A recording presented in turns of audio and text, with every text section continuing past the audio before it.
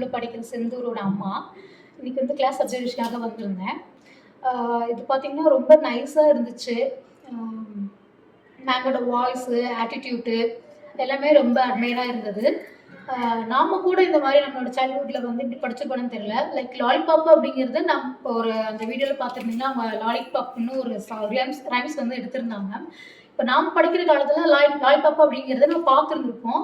அதை வந்து எப்படி இருக்கும், அவங்க வெதர் அந்த லாலிபாப்புன்றது லாலிபாப் மட்டுமே எடுக்காம அதில் வந்து நம்ம எப்படி பார்க்குறோம், அதை எப்படி நம்ம டேஸ்ட் பண்ணுறோம் அப்படிங்கிறது, அதுக்கான அதை இன்க்ளூட் பண்ணுற மாதிரி எல்லா விஷயங்களையும் அந்த சிங்கிள் ரைம்ஸ்லேயே வந்து அவங்க சொல்லி கொடுத்துருக்காங்க. லாலிபாப்னா அது மட்டும் இல்லாமல் எல்லாத்தையும் கார்லேட் பண்ணுற மாதிரி சொல்லி கொடுத்துருக்காங்க.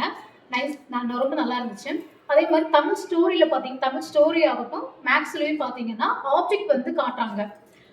காட்டுறது மட்டும் இல்லாமல் இப்போ ட்ரையாங்கல் அப்படின்னா அது ரியல் டைமில் எந்தெந்த மாதிரி இருக்குது அப்படிங்கிறத நம்ம படிக்கிற அதையும் சொல்லியிருக்காங்க. பசங்கள்ட்டையும் ரோப் பண்ணுறாங்க, பசங்களுக்கு ஆக்செப்ட் பண்ணுறாங்க. இது வந்து எதை ஷோ பண்ணுதுன்னு பார்த்தீங்கன்னா, பசங்க வந்து கிளாஸ் ரூமில் படிக்கிறத outside the class room அவங்க எப்படி அதை கார்லேட் பண்ணிக்கிறாங்கன்ற விஷயத்த அவங்க இப்போ வந்து லேர்ன் பண்ணிக்கிறாங்க.